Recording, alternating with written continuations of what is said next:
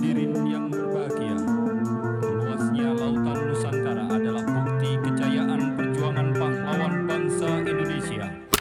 Dengan berjuta kekayaan di dalamnya, harus tetap terjaga keutuhan.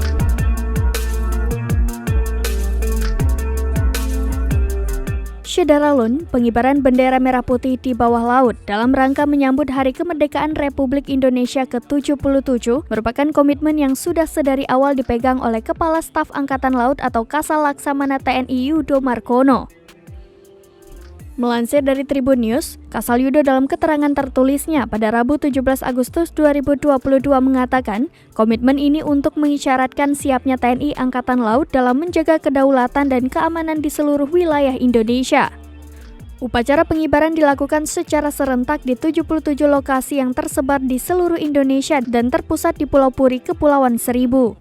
Sebanyak 888 penyelam dari prajurit TNI Angkatan Laut, TNI dan Polri, pemerintah daerah, organisasi masyarakat hingga klub selam ikut berpartisipasi dalam pengibaran bendera di bawah air ini. Sedangkan di Pulau Puri ada 17 penyelam.